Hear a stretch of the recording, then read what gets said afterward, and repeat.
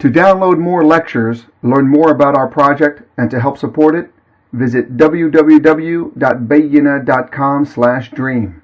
That's BAYYINAH/dream. You are free to share these recordings with family and friends. Thank you and jazakumullah khairan for helping us make our dream a reality.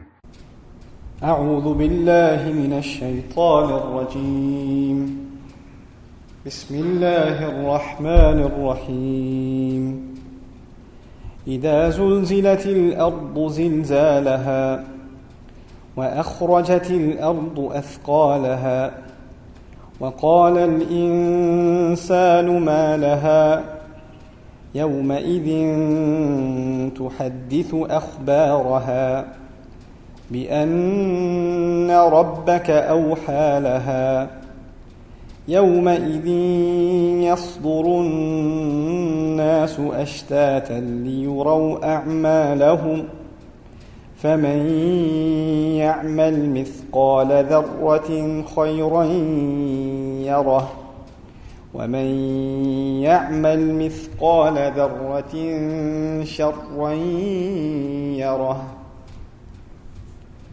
رب اشرح لي صدري ويسر لي أمري واحلل عقدة من لساني يفقه قولي والحمد لله رب العالمين والصلاة والسلام على سيد الأنبياء والمرسلين وعلى آله وصحبه ومن استنى بسنته إلى يوم الدين اللهم اجعلنا منهم ومن الذين آمنوا وعملوا الصالحات وتواصوا بالحق وتواصوا بالصبر آمين يا رب العالمين اللهم نور قلوبنا بنور القرآن يا أرحم الراحمين السلام عليكم ورحمة الله وبركاته Inshallah ta'ala, today we're going to be engaged in a study of Sūrat Al-Zalzala. This is the surah that follows Sūrat Al-Bayyinah, surah number 99. And in this surah, inshallah ta'ala, we're going to deal with the subject matter primarily of the last day. Before we begin, just something about how Allah Azza wa Jal approaches this topic in this surah. The people who denied the hereafter basically had three criticisms, three problems with believing in the concept of an afterlife. Their first problem was, how could this sky, this earth, this incredibly stable, element of our life, how could this ever be collapsed? How could this ever come to an end? How could this sky ever crack? How could this earth ever be stretched and lose, this stability that we've seen it have our entire lives and the lives of our ancestors? How will this ever be taken away? So this was too grand of a thought for them to even fathom that this world would come to an end. That's the first problem they had. The second problem they had was, how could there be any record of every single thing that every single person has done? What kind of record could this be? That nothing goes unchecked, nothing gets unwarranted, everything is being witnessed, everything's being watched, and it's being recorded, and it's going to be brought out, nothing will remain, no stone unturned, no deed overlooked, no crime unwatched. So this was the second problem they had. The third problem they had was, even if it did happen, even if we're to assume that the world will come to an end, and all of our deeds will be counted and brought forth, and they were being watched, even if that happened, well, we've been worshipping these entities who are supposed to be in good connection with Allah. So even if we go to Allah with these, our bad deeds, these entities that we have been worshipping, they're going to make a case for us. They're going to be shufa'a. They're going to stand in the way and say, Allah, this one's with me, and sort of make a case for them. Which is a good insight, by the way, into the psychology of shirk. People don't do shirk because they deny necessarily that Allah is one. It is because they want somebody in between who can deal with their problems and present them to Allah.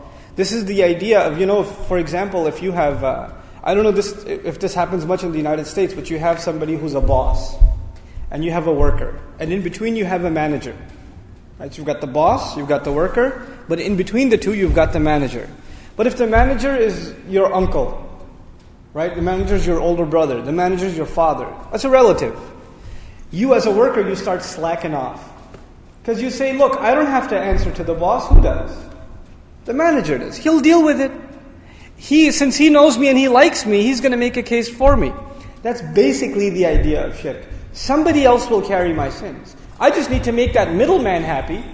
I need to have a connection with that middleman. So long as he's happy, he'll deal with the rest. It's not my problem.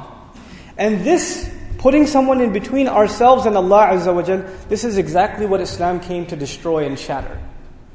Even within the Muslim community sometimes, this psychology, if shirk doesn't exist in its blatant forms, sometimes the psychology of it exists in the mind of the Muslim. So for instance, we'll put people in between ourselves and Allah Azza wa Jal and say to them, why don't you make dua to Allah and then it'll be accepted, not me. Why don't I give you money and give this and this and this, etc. We put someone in the middle and they'll deal with it. By the way, this is at the heart of Christian thought. They can do all the sins they want. Who's going to make a good case for them anyway? Jesus, right in the middle, right? So this was their third problem. The first problem was, how could this world come to an end? We can't imagine that happening. The second problem was, how could all of our deeds be counted? And the third, even if all of that was true, we have plenty of entities in between us and Allah that will save us, that will shield us from that questioning. Allah subhanahu wa ta'ala in this surah shatters all three of these myths. These three problems that they had, all three of these are attacked in this surah, Sūrat Al-Zalzalah. It's a very short surah, 8 ayat, very, very short surah, but contains in it profound lessons, very, very deep lessons. And the choice of the words in the surah is just absolutely incredible. So we begin with the first ayah, إِذَا زُلْزِلَتِ الْأَرْضُ زِلْزَالَهَا. The word that repeats itself in this ayah is زَلْزَلَةً. زُلْزِلَتِ الْأَرْضُ زِلْزَالَهَا. So that's a little bit of new vocabulary. The word ard is pretty simple to understand. It's come up before land, the earth, right? But the word zalzala is a new word in our vocabulary. First thing we say is that in most words in Arabic come from a 3-letter root. So this is basically what's called the jidhr, the root of the word, okay, the source of the word. For example, al-ilm is ayn, lam, mim, 3 letters, right? But zalzala is 4 letters. Za, lam. So this is not a normal root. Usually the root letters are 3, but this is quadrilateral. Ruba'i is 4 letters. But Imam Raghib al-Asfahani and other linguists, they argue that even the 4-letter roots are rooted in a 3-letter root. They're based still on a 3-letter word, and it's their enhanced form. So he argues that zalzala actually comes from zalla.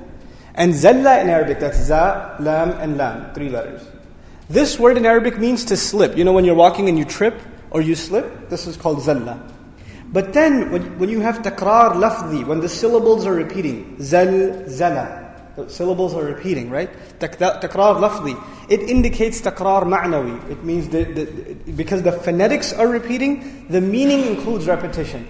So someone who keeps tripping and slipping over and over and over again, that act is called zalzala. And of course, in some other languages, even in the Qur'an, in classical Arabic, zalzala means an earthquake also.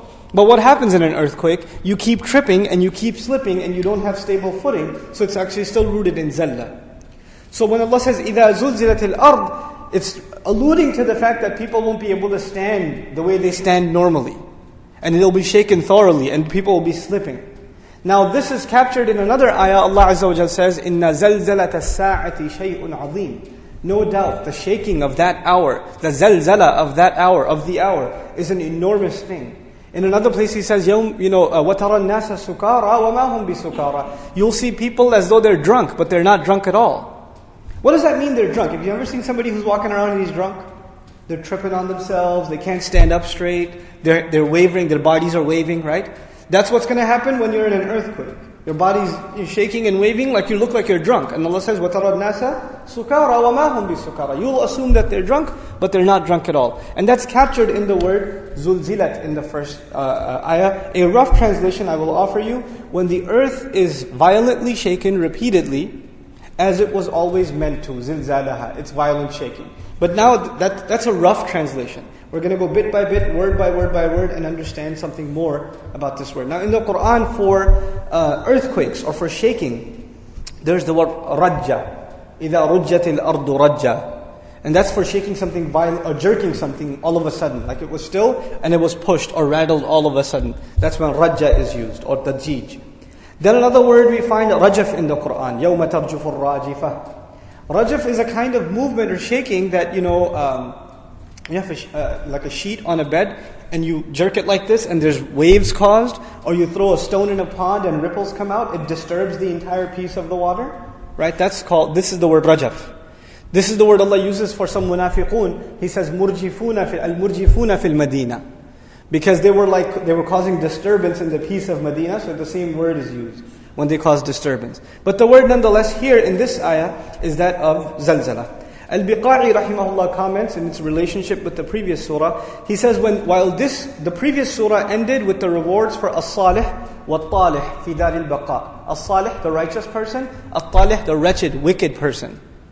And both of their endings, their conclusions in the final home, in the house that will always remain, that was mentioned at the end of the last surah, in Sūrat Al-Bayyinah. What is he referring to? إِنَّ الَّذِينَ كَفَرُوا مِنْ أَهْلِ الْكِتَابِ وَالْمُشْرِكِينَ فِي نَارِ جَهَنَّمَ خَالِدِينَ فِيهَا أُولَٰئِكَ هُمْ شَرُّ الْبَرِيَّةِ إِنَّ الَّذِينَ آمَنُوا وَعَمِلُوا الصَّالِحَاتِ أُولَٰئِكَ هُمْ خَيْرُ الْبَرِيَّةِ. That was at the end of the previous surah. Where will they end up? One of them in Jahannam, fi nari Jahannam. The second one, جَزَاؤُهُمْ جَنَّاتُ عِنْدَ رَبِّهِمْ جَنَّاتِ. Right? Or جَنَّاتُ عِنْدَ gardens at the bottoms of which rivers are going to be flowing. تَجْرِي مِنْ تَحْتِهَا الْأَنْهَارِ. This is the conclusion of the previous surah. But this surah begins, as he comments, أول مبدئ تلك الدار وأوائل غاياتها. What that implies is, that was the end of the journey, but Allah is talking, that was the end of the end. Allah is now talking about the beginning of the end. That's what they will end up at. But this terrible journey to the hellfire, or this awesome journey to the paradise, it begins with the day of judgment. So that's what this surah is talking about, where that journey begins. He says, فَقَالَ مُعَبِّرًا. This is an interesting comment by al-Biqa'i rahimahullah. بِأَدَاةِ التَّحْقِيقِ لِأَنَّ الْأَمْرُ حَتْمٌ لَا بُدَّ مِنْ كَوْنِهِ إِذَا. He says, this word إِذَا in the beginning, إِذَا زُلْزِلَتِ الْأَرْضُ زِلْزَالَهَا. إِذَا is used in Arabic to remind someone of something that is going to happen that they keep forgetting. Sometimes in the word when in English, when,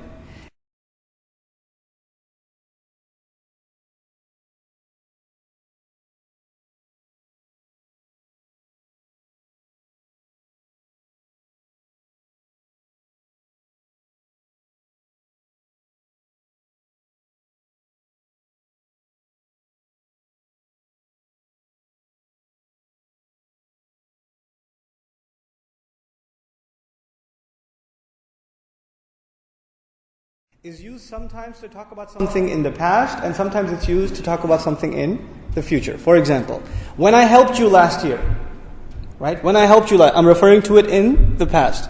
When I say when I call you next week, I'm referring to the word when in the future. When you use the word when in the past, you don't say idha, you say idh in Arabic. The word when for the past is idh. The same word when for the future is idha. So this word is idha. It's referring to something in the future. But there's something more. The word idha is to remind someone of something that is bound to happen. It's not if it will happen, it is when it will happen. What's the difference between if and when? If I say to somebody, if I call you, pick up. That means I may or may not call you. But when I say when I call you, pick up, there's a difference, right? I'm definitely going to call in that case. I've made the intention, it's for sure. So by saying idha, Allah Azza wa Jal made the event of the Day of Judgment a certain reality. A certain reality. He doesn't say if the earth is shaken, He says when it is shaken. When, making it an absolute reality, subhanallah. Then the other thing is, وَكَانَ الْبِنَاءُ لِلْمَفْعُولِ يَدُلُّ عَلَى سُهُولَةِ الْفِعْلِ وَيُسْرِهِ جِدًّا. Allah didn't say when He will shake the earth. He said when the earth will be shaken. إِذَا زُلْزِلَتْ. This is مبني على المفعول. This is the passive form. It's kind of like the difference between, I helped and I was helped. I was helped, right? Or a car, I drove the car, or if I say a car was driven. When I say a car was driven, I didn't mention the driver. I just mentioned that something happened to the car, but I didn't mention the driver. Similarly, if I say about Allah Azza wa Jal, Allah will shake the earth. That's not what He said. He said when the earth will be shaken. He didn't mention Himself. Now this has several rhetorical benefits. But the ones I want to highlight before you is يَدُلُّ عَلَى سُهُولَةِ الْفِعْلِ وَيُسْرِهِ جَدًّا. The passive is used in Arabic for an action that is very easy to do. Very, very easy to do. Like, it'll get done. When you say it'll get done. Now you didn't say who's going to do it. So the rhetorical difference in Arabic between I'll do it and it'll get done is I'll do it implies whatever you're doing might be difficult. When you say it'll get done, it's really easy. You don't even have to mention the fact that you'll do it, it'll just get done. It's very easy on you. So by saying Zulzilat, Allah Azza wa Jalla is mentioning how easy it is for Allah to cause that violent shaking of the earth that is bound to come. The violent earthquake of the Day of Judgment is very easy on Allah, and that is captured in the word Zulzilat al-Ard. Then we find, commenting on this, Imam Abu Ja'far ibn Zubayr's notes, he argues that the previous surah mentions Khayrul Bariyah and Sharrul Bariyah. Right? Two groups, actually in the reverse order. Sharrul Bariyah and Khayrul Bariyah. And those were the two groups, the best and the worst of all creation, of all things that exist. In this surah, inshallah ta'ala, we're going to find, Allah Azza wa Jalla says, يَوْمَ إِذٍ يَصْطُرُ النَّاسُ أَشْتَاتًا. On the day on which people will be divided up into groups, and Abu Ja'far comments that comment that Allah made in the previous surah is now being fulfilled in this surah. There Allah just said two groups. But how did they end up becoming two groups? How are they going to be separated into two distinct groups? Because if you look at the life of this world, the believers and the kuffar were living in the same city.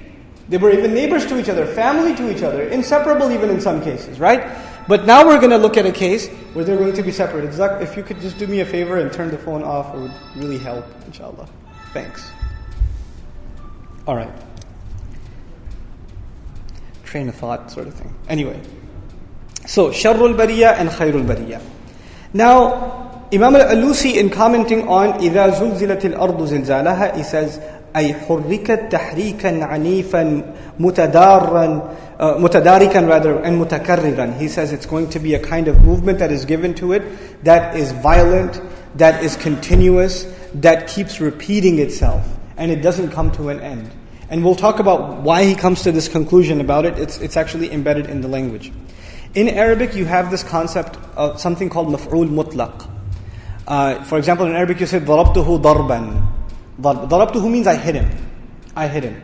ضربته ضربا would, if you want to translate it absolutely literally, it would mean I hit him with a hit. Which is kind of repeating yourself, right? I hit him with a hit. It doesn't make sense because obviously when you hit him with a hit. But in Arabic, when you repeat the word, you're saying I hit him really, really hard. I gave him a real beating. That's how you say it in Arabic. ضربته ضربا. So this maf'ul mutlaq, this repetition of the word, what it does is it says, it wasn't just any beating, I really beat the life out of this guy. ضربا. Similarly, if I say, قَتَّلَهُ تَقْتِيلًا. قَتَّلَ, he slaughtered him. He violently killed him. تَقْتِيلًا, in the worst possible fashion. In the worst possible fashion.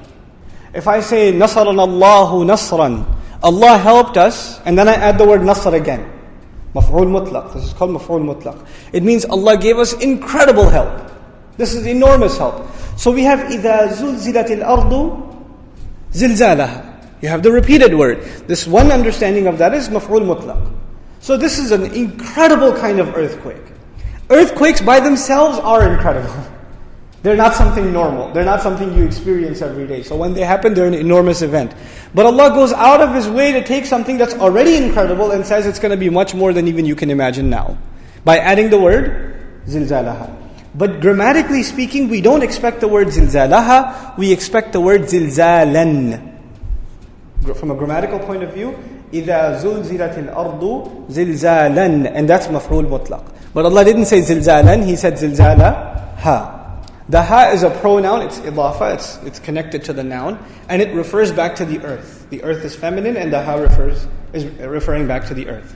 So we're going to look at the benefit of Allah saying, instead of zilzalan, saying zilzalaha. What difference does it make? And what rhetorical benefits does it produce? And how profoundly deep the meaning of the ayah gets because of that word. So the first impression we get is from Imam al-Alusi rahimahullah in Ruh al-Ma'ani. He says, فَكَأَنَّمَا سِوَاهُ لَيْسَ زِلْزَالًا بِالنِّسْبَةِ إِلَيْهِ. That's the first thing. Because of zilzalaha, it is an earthquake, such a quake that no other quake can ever be compared to it. By saying this is its special quake. This is something that's never happened before. Now, an earthquake, obviously we know that earthquakes happened before. But by adding the ha, it becomes incomparable to any other event such as it that has occurred before. That's the first thing. وَزِلْزَالَهَا الْعَجِيبَ الَّذِي يُقَادِرُ قَدْرَهُ. He says, يُقَادَرُ قَدْرُهُ actually. He says this is going to be a unique earthquake which can't even be imagined. It's beyond imagination. It's a unique kind of earthquake, and that's captured in the pronoun ha. أَوْ عُنِيَ بِذَلِكَ الْعَهْدُ أَيْضًا, he says. This is awesome.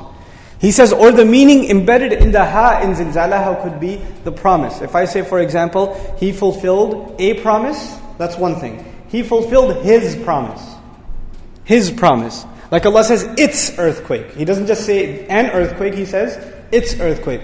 What it implies is the earth has made a promise to Allah that it will shake on that day, and it's fulfilling that promise. SubhanAllah. And that's captured in the ha in zilzalaha. So it could be al-ahd aydan. Then he says, he goes on to say this about this idafa. This is Zamakhshari now in Al-Kashaf. He says that this implies that in Allah's wisdom and will, it was always meant to shake. By adding the ha, what we're learning is this was the earth's destiny. This was its end goal. When Allah created it, it knew, and Allah knew that its final goal, the purpose for which it is created, is to shake one day, is to come to an end one day. And it's like it's been waiting to fulfill its mission all this time. And finally it gets to do the very thing it was created to do. The earth was not created for people to enjoy and walk around and think that it's going to last forever. Its real purpose is it's in its nihaya, it's at the end. The purpose of something is not in the journey, it's at the end of the journey. Right? The destination is the purpose. So the destination of this earth is the Day of Judgment. And that's captured in ha. That it gets to fulfill its destiny. And the thing that it was always meant to do, it finally gets around to it. And then finally, هو الزلزال الشديد الذي ليس بعده ونحوه نحو قولك أكرم التقي إكرامه. That's what he's saying. He's saying that this is an intense earthquake, the likes of which will never occur after it. In other words, you can't have any worse. First of all, nothing's like it been done before. But what's being argued is, it is at the nth. It can't shake any more than Allah is going to shake it on that day. It doesn't have the ability to become any more violent than Allah will already make it on that day. That's also embedded in the ha. Like for example, in the Arabic expression, أَكْرَمَ التَّقِيَّ إِكْرَامَهُ, what that means is he honored that righteous person as much as possible. In other words, he couldn't honor him anymore. He got the nth degree of honor by that person. This is ikramahu, that pronoun idafa at the end. So similarly, zilzalaha, implying Allah will shake it in a way that this earth has no more ability to shake than that. It's been exhausted to its capacity. It's going to be the worst earthquake ever, and no earthquake could be more violent after. That's not even possible. Even that's not possible. Then أو زلزالها كله وجميع ما هو ممكن منه. This one of it we already covered, but the other half we didn't. The meaning being, when Allah says its earthquake, it implies that there will be no patch, no inch left on the earth that won't shake. You know, when an earthquake happens nowadays, some of the earth shakes, but the other part of the earth is still calm. You don't feel it. You can hear some place at a 4.0 or a 6.0 or a 7.0. But on the other side of the earth, nothing. But zilzalaha, by using the ha, Allah referred to the entire earth. There will not be a place left that is not feeling the wrath of this most violent earthquake, which cannot go any higher on the Richter scale. It can't get any worse. Subhanallah. Al-Shinqiti rahimahullah. Al-Awwal, the first comment he makes, Al-Shinqiti in Tafseer of the first ayah, he says, تكرار الحروف أو ما يقال تكرار المقطع الواحد. He says the repetition of the huruf, it implies that it will shake, stop, it'll keep doing that. And this is the same for all words that have these quadrilateral roots, al-ruba'i, waswasa, alladhi yuwaswisu fi sudur an-nas, same two syllables, right? Zilzala, waswasa, damdama alayhim rabbuhum birabbihim. These kinds of words have an act that goes and stops, and goes and stops. So when it stops for a little while, what do you start thinking? Relief. And it goes again, and then it stops, and it goes again. This is what shaitan does. He makes waswasa. Hamasa is to whisper. Allah didn't just say whisper, He said waswasa, which means He comes, and when you look back, He's gone again. Then you go forward, He comes again, whispers again, goes back, whispers again. He does the repeated act. And that's what's implied in the word zalzala, subhanahu wa ta'ala. Then, so now this repetition that Allah is referring to in the word zalzala comes up in many places in the Qur'an. For example, He says, وَحُمِلَتِ الْأَرْضُ وَالْجِبَالُ فَدُكَّتَا دَكَّةً وَاحِدًا إِذَا رُجَّتِ الْأَرْضُ رَجًّا وَبُسَّتِ الْجِبَالُ بَسًّا.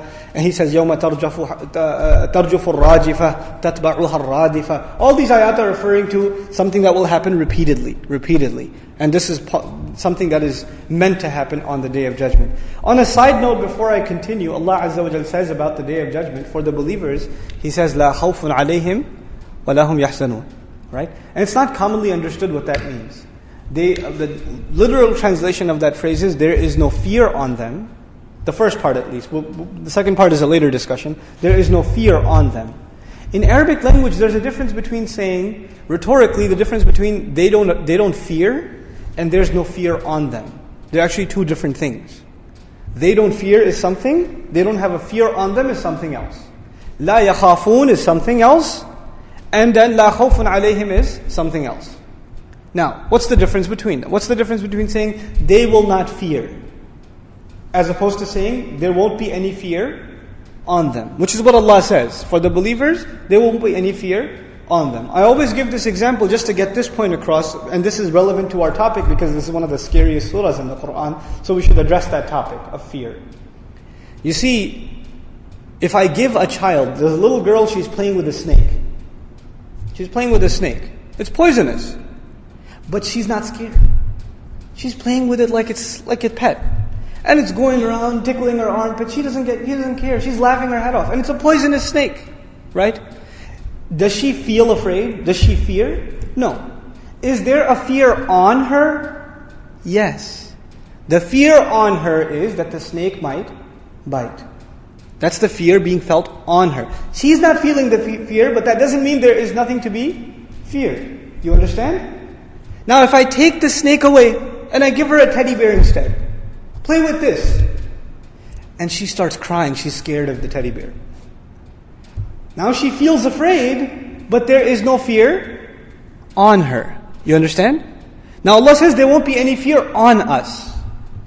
That doesn't guarantee that we won't feel afraid. We will feel afraid. It's a terribly scary day. Inna nakhafu min rabbina yawman abusan qamtarira. We hear about it and we get scared. You don't think we'll get scared when we're in it? We fear from our Lord this horrifying day, this terribly sad day. فَأَمَّا مَنْ خَافَ مَقَامَ رَبِّهِ. Whoever feared standing before his master, fear is there. But Allah is giving us a beautiful gift when He says, you will feel afraid, but no, there is no danger on you. There is no fear on you. لَا خَوْفٌ عَلَيْهِمْ. There won't be any fear on them. So it's like, your children get afraid when they hear loud thunder. When they hear thunder, they get scared. They're feeling afraid, but there isn't necessarily any fear on them. In other words, in simpler English, there's nothing for them to be scared of. So Allah is giving us consolation. He's saying, subhanahu wa ta'ala, for the believer, you will feel scared, but relax. There's actually nothing you need to be scared of. Allah has removed that from us. But naturally, we'll still feel nervous and terrified on that day. So now we come to the next ayah. وَأَخْرَجَتِ الْأَرْضُ أَثْقَالَهَا. أَخْرَجَ is the word in Arabic used for taking something out. To expel something, to extract something, to pull something out of something else. This is akhraja. Okay? Akhraja can also be used to deport someone from a city. Okay, akhrajnahu, we expelled him, we kicked him out, to take something out. So akhraja, the word is used, this is the first word used, but the other words used in the Qur'an for taking out are barraza and tarada. And I just want you to know that this is good vocabulary to learn. Akhraja, to take out. That's the most general meaning. Extract, pull out, take out. Okay. Barraza is used when you take something out of somewhere and put it right in front of someone. So you took it out and you put it right in front of someone. Allah says, وَبُرِّزَتِ الْجَحِيمُ لِمَنْ يَرَى. Hellfire, al-Jahim, will be taken out and put right in front of the one to look at it. So it'll be brought out. It's like it's in hiding, right? Allah, it's like implying it's in hiding. And Allah will yank it out, pull it out. بُرِّزَتِ al-Jahim, and brought right in front. لِمَنْ يَرَى, for the one to see. On the other hand, there's tarada. And Allah Azza wa Jalla speaks about tarada in the ayah when He says, subhanahu wa ta'ala, وَلَا تَطْرُدِ الَّذِينَ يَدْعُونَ رَبَّهُم. Don't expel those who call on their Lord. Tarada is used in Arabic when you push something away that you find unacceptable, degrading, or you don't think somebody's good enough for you, and you push them away. You find somebody annoying, and you push them away. You find somebody is not at your class, and you push them away. This is tarada. And the Messenger is commanded, don't do that to those who call your master, your Lord. In other words, the Sahaba could be the poorest of them. The Sahaba could be slaves. The Sahaba could be in any situation, but you still shouldn't push them away. This is the instruction we are supposed to have towards other believers. Anyhow, so the word uses akhraja. أخرجت الأرض أثقالها جزاك الله خيرا. The earth will bring forth its burdens. Burdens will come up twice in this surah. This is the first time, أثقالها. The second time, وَمَن يَعْمَلْ مِثْقَالَ. Same word, similar root. So this is one burden. We'll read about another burden a little bit later on. Okay. أثقالها. The word burdens. Allah says the earth will pull out its burdens, its loads. Now the word athqal is the word to understand. What does it mean to pull out the burden? Linguistically speaking, the word thiqal in Arabic is used for two things. The first thing it's used for is the stuff you have in your house. It's called thiqal, and the plural athqal. Your couch, your furniture, the things in your cabinet, your files, computer, this, that, curtains. Everything in your house would be considered thiqal because it makes your house heavy. Without it, your house was light. Thiqal literally means burden, load, something that's heavy. Thaqeel is something heavy, right? So this makes your house heavier, right? This is thiqal. Another meaning of thiqal is when you travel and you pack your bags, right? That's called thiqal. So the two implications of it are very beautiful and important to understand. When you pack your bags and you're carrying your bag around, you're not always going to carry it. You're going to let it go. You're going to let it go. You're going to release it. So the earth is carrying this load, and the earth is also on a journey. And this load it has, it will eventually what? It'll let it go. It'll let it go. And then the other thing is, the things inside your house are called thiqal. The things that are inside your house. When you see the things that are supposed to be inside your house, when you see them spread all outside, you go in shock. You didn't expect them ever to come outside. You expected those things that they will remain inside. And Allah says, the things you think will remain inside, on that day, the earth will expel the things you thought were supposed to remain inside. Like those who have died, for example. The earth will pull them out. Athqa, its burdens include those who died. So now we read some tafsir of, this was the linguistic meaning of the word أثقالها, but let's look at some tafsir. أي مما هو مدفون فيها كالأموات والكنوز التي كان أمرها ثقيلا على الناس. The first meaning, al-Biqai comments, it includes the dead. Everything that's buried in the earth will start coming out, like the dead. But the second thing he mentions is like the treasures. Like the treasures. On the one hand, the dead, and the kafir thought, never will the dead come out of the earth. Never did he think he will come out of the earth. And next to him, what else is coming out? The treasures of the earth. The same treasures he used to run after his entire life. And he thought, this is the reason for which I'm supposed to live on the earth, are these treasures. Everything that people fight over on the earth comes from the earth. Whether it's the resource of water, or precious metals, or oil, whatever resource you talk about comes from the earth. That's what people fight over. That's what people live for. That's what people die for. And on the Day of Judgment, they're coming out, and the things they used to run after are also coming out, but nobody cares on that day. Mountains of gold are coming out, nobody cares. Entire oceans of oil boiling out of the earth, nobody cares.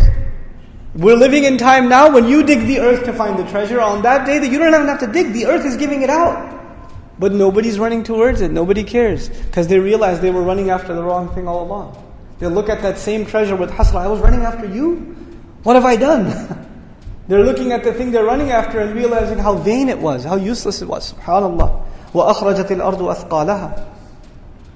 Then Zamakhshari and Shawkani both have the same comment, which I actually already shared with you. Al-Athqal jam'u thiqal wa huwa mata'ul bayt. He says this is the plural of thiqal, and these are the things you use in your house. And also athqal, the burden of a traveler. Ash-Shinqiti, his comments, let's go to them. فَقِيلَ مَوْتَاهَا, the first thing he says includes the dead, we commented on that. وَكُنُوزُهَا, its treasures, we commented on that. And then the third one we didn't comment on, التحدث بما عمل عليها الإنسان. It will also bring forth a report. One of its burdens is a report of what people have been doing on top of it. I was explaining this to my daughter today. I was studying, and she just came over and she said, what are you studying about? And I was like, I'm studying the word awha, and I'll get to that word later on in the surah, بِأَنَّ رَبَّكَ أَوْحَى لَهَا. But the simple concept I was telling her was, whenever we do something, who's watching? And obviously she said, what? Allah is watching. But I said, I want to tell you about something else, someone else who's watching too. You know who's watching? Who's also listening? The earth. The ground underneath us, Allah made it a witness. It's got a recorder inside, and it's recording everything. And if you're not fearful enough to remember Allah is watching, because Allah is in the unseen, right? Allah is in the unseen. Oh yeah, He's watching. Who else is watching? Who else is witness? The earth. And the more sins you do, the earth gets loaded with it, and loaded with it, and loaded with it. You know, it's like you keep stuff in your face, and stuff in your face, and stuff in your face. If you eat too much, what's going to happen? You're going to throw up. You're going to throw up. The earth getting filled with the sins of people, and the wrongdoings of people. And it's getting loaded and loaded and loaded until a point comes where it's saturated, and a day comes where it gets to actually throw up. وَأَلْقَتْ مَا فِيهَا وَتَخَلَّتْ. Allah says, it brings out whatever was in it, and it's like it unleashes its burden. It finally gets to relax. The khalla is used in Arabic when a mother gives birth, and she gasps and says, finally the pain is over. Right? It's like the earth will finally be relieved of its pain. And what is its pain? The sins of the people that are just making the earth heavier and heavier and heavier. And by the way, sometimes you could say, I know I'm using crude language, but sometimes the earth burps. With the load of these sins, sometimes it doesn't throw up everything. When will it throw up everything? On the Day of Judgment. But sometimes it lets out a little bit. You know when? Allah says, ظَهَرَ الْفَسَادُ فِي الْبَرِّ وَالْبَحْرِ بِمَا كَسَبَتْ أَيْدِ النَّاسِ لِيُذِيقَهُمْ بَعْضَ الَّذِي عَمِلُوا. SubhanAllah. In Surah Al-Rum he says, corruption came out in the land and in the ocean. This is what we call natural disasters, right? We call them natural disasters. When corruption and horrible things happen in the land and happen in the ocean. He says, because of what people earned. The earth is suffering from calamity, and Allah says, because of what? People earned. And the ayah goes on, لِيُذِيقَهُمْ بَعْضَ الَّذِي عَمِلُوا. So it can make them, so they may taste, so it may make them taste some of the things that they have done. When an earthquake happens, when a flood happens, when a tsunami occurs, Allah says, this is just a small taste of what you have done. This is a small taste. لِيُذِيقَهُمْ بَعْضَ الَّذِي عَمِلُوا. When will you taste everything you have done? When will the earth let out everything that you've been loading it with? That is on the Day of Judgment. That is when it gives up all of its burdens. أَثْقَالَهَا. Then we find, and we're continuing with the commentary of Al-Shinqiti rahmahullah, وَقَالُوا الْإِنسُ وَالْجِنْ ثَقَلَانْ عَلَى ظَهْرِهَا. You know Allah in Surah Al-Rahman, He says, سَنَفْرُغُ لَكُمْ أَيُّهَا الثَّقَلَانِ. الثَّقَلَانِ. You two heavy groups, we will free ourselves for you. In Surah Al-Rahman, He calls human beings and jinn al-thaqalan. The human beings, one thaqal, the other jinn. In other words, the ultimate burden on the earth, the real burden on the earth is not the mountains, is not the trees, is not the climate. That's not the real burden on the earth. The real burden on the earth is the human being and the jinn. So when this ayah says the earth will expel its burdens, the ultimate burden, yes, it includes other things, but ultimately the human beings and jinn is what's implied here because of the other ayah, سَنَفْرُغُ لَكُمْ أَيُّهَا الثَّقَلَانِ. And so he says, وَلِذَا سُمِّيَ بِالثَّقَلَيْنِ. That's why it's called, they are called thaqalain also. And so he also comments on the ayah that I shared with you, وَإِذَا الْأَرْضُ مُدَّتْ وَأَلْقَتْ مَا فِيهَا وَتَخَلَّتْ وَشَبِيهُ ذَلِكَ. When the earth will be totally stretched, and then it will let out whatever it's been holding in and release like a mother releases a child and gets relieved. وَتَخَلَّتْ. And other ayat like that. Now I told you in the beginning of the study of this surah that the Arabs had three skeptic problems. The first one was, how will this earth ever come to an end? How can that be? An earthquake that takes over the entire earth? And an earthquake that makes the earth give out everything that's inside it? Everything's going to come out. That's too incredible, too fantastic. My imagination doesn't go that far. The first problem addressed is it will happen. Allah doesn't say if it happens, Allah says when it happens, for sure. That's the first problem addressed. The second problem was that the human being, how are all of our deeds, how are they going to be kept record of? How can that ever happen? And Allah Azza wa Jalla will let us know, yes, there are the angels. Our own bodies will testify. We learn about that too, right? Our skins will testify. Our limbs will testify. That also occurs in the Qur'an. And when you say to your body parts, لِمَ شَهِدْتُمْ عَلَيْنَا, why are you testifying against us? What's going on? They say, أَنْتَقَنَ اللَّهَ الَّذِي أَنْتَقَ كُلَّ شَيْءٍ. Allah gave us the ability to speak, the one who gave everything the ability to speak. But on this day, in addition to all those witnesses, Allah adds another witness, which is the earth. And when the earth starts witnessing something it never did before, the human beings aren't used to seeing the earth witness. What do they say? وَقَالَ الْإِنسَانُ مَا لَهَا. The human being will say, what is wrong with it? مَا لَهَا. This phrase is used many places in the Qur'an. For example, مَا لَكُمْ. What's wrong with you? كَيْفَ تَحْكُمُونَ. How do you make your decisions? Similarly, Allah says, يَا أَيُّهَا الَّذِينَ آمَنُوا مَا لَكُمْ إِذَا قِيلَ لَكُمْ انْفِرُوا فِي سَبِيلِ اللَّهِ اثَّاقَلْتُمْ إِلَى الْأَرْضِ. Those of you who believe, what's wrong with you? When you're told, come forward in Allah's path, your feet get planted into the earth. So مَا لَهَا, what is wrong with it? What's wrong with the earth? Now look at this amazing commentary. النسيان على سبيل التعجب والدهش والحيرة. This is al-Biqa'i rahmahullah. He says the human being will say what is wrong with it as though he doesn't know that this day was coming. The human being knew this day was coming. He was being reminded over and over and over again. He says he will forget. Why will he forget? على سبيل التعجب. Because he'll be in utter shock. You know, when you come into something shocking comes before you, you forget that you were being reminded of it all the time. So that's the first reason he will ask that question. وَالدَّهَشْ, and he'll be terrified. وَالْحِيرَةِ, and just utter surprise. But then here, in complementing the tafsir of al-Biqa'i rahmahullah, you find the word insan. وَقَالَ الْإِنسَان. The word insan is different from nafs. Nafs is also a person. Fard is also a person. كُلُّهُمْ آتِيهِ يَوْمَ الْقِيَامَةِ فَرْدًا. This is in Surah Maryam. But here Allah uses the word insan. Insan, the word comes from nasiya, to forget. Nasiya means to forget. And on the day when he's rising, he had forgotten about that day, and he forgot that this was meant to happen, so it comes to him as a surprise, and he says, قَالَ الْإِنسَانُ مَا لَهَا. What's wrong with it? Like he forgot. And this is one of the weaknesses of the human being. The other thing is, the comment we should understand is the difference between nas and insan. Later on in this surah, we will read another word, an-nas. يَوْمَئِذٍ يَصْدُرُ النَّاسِ أَشْتَاتًا لِيُرَوْا أَعْمَالَهُم. But here, nas is not used. Here, al-insan is used. So what's the difference between an-nas and al-insan? An-nas is people.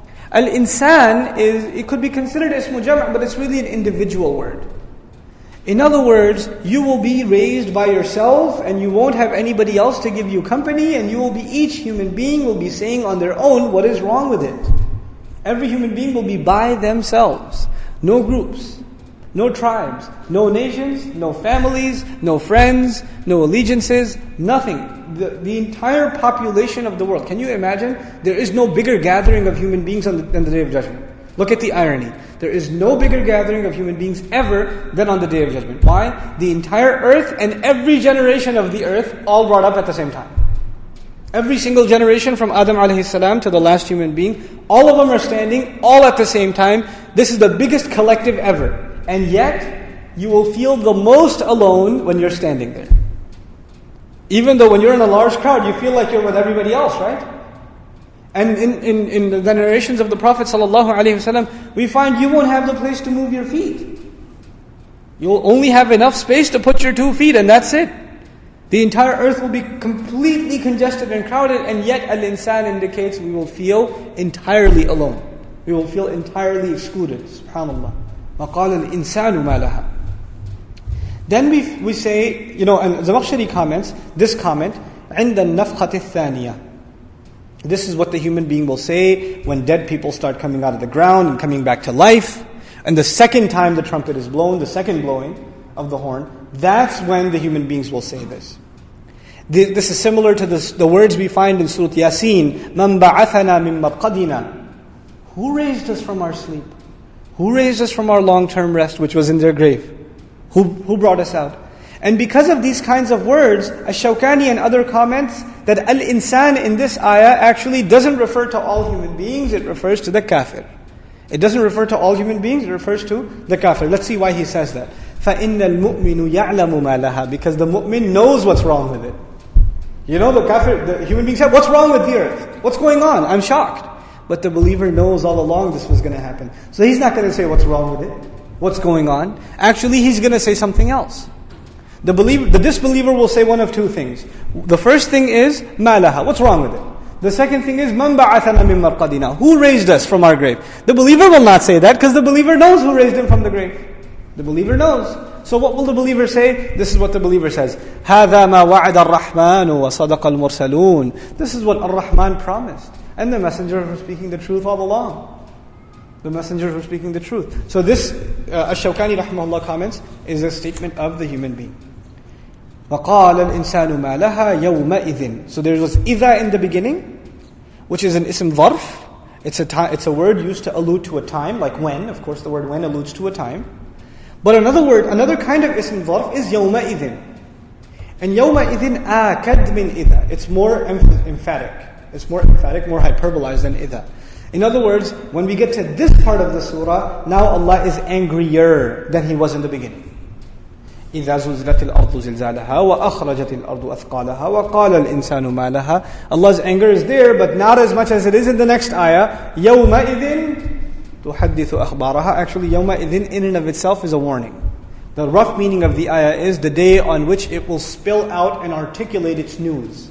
The information it contained within it, the earth, it will speak of it clearly. تُحَدِّثُ أَخْبَارَهَا. That's the rough translation. But let's go word by word, inshaAllah ta'ala. The first is يَوْمَئِذٍ. It is used when you warn someone. The day I get you, the day I find out, that kind of language, you use it to warn someone.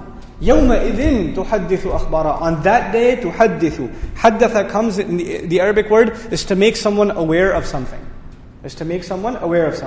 And this is a very particular, very peculiar use of the word in the ayah. Ibn al-Faris comments, كَوْنُ الشَّيْءِ لَمْ يَكُنْ. Hadatha in Arabic is the existence of something that didn't used to be there.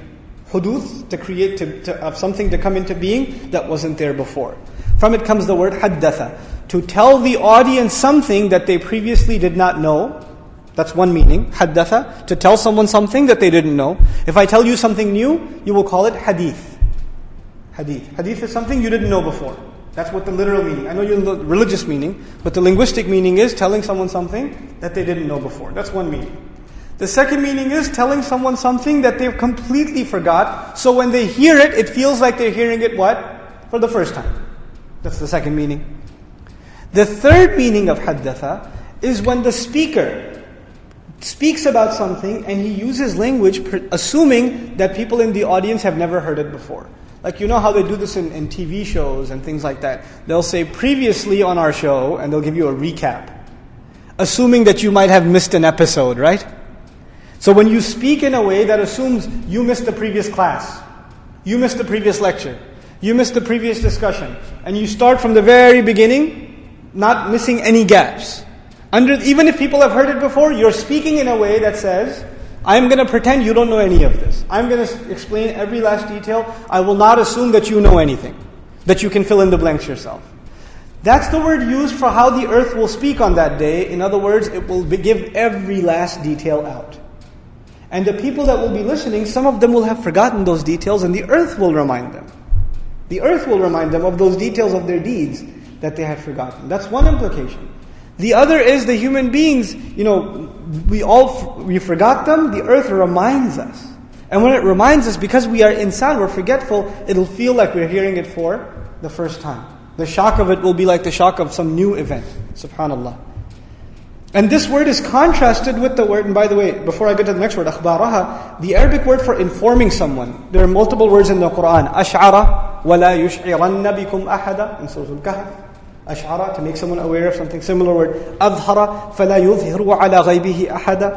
علم قل أتعلمون الله بدينكم, like in Surah Al-Hujurat. أدرى, like we read before, وما أدراك ما هي نار حامية. These are all words of informing someone. But the specific word Allah used here is haddatha. Haddatha. To depict a psychological reality on the Day of Judgment. People will come into contact with things they themselves did, and the shock will make it feel like they're getting this news for the first time. This is actually, their shock is described in Surah Al-Kahf. مَا لِهَذَا الْكِتَابِ لَا يُغَادِرُ صَغِيرَةً وَلَا كَبِيرَةً إِلَّا أَحْصَاهَا. What is wrong with this book? It didn't leave anything small out, nothing big out, except that it encapsulated and captured all of it all together. An interesting discussion we should have is the difference between naba, like Allah says, عَمَّا يَتَسَاءَلُونَ عَنِ النَّبَإِ الْعَظِيمِ. But here the word naba or amba, the plural, amba is not used, akhbar is used.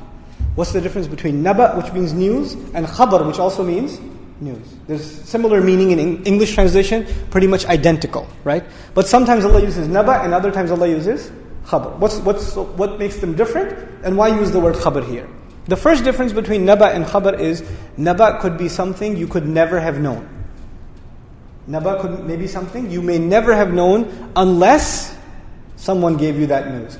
This is why a prophet is called Nabi, from Naba. You know what that means? He teaches you something that you yourself could never have known. You could have never figured it out yourself.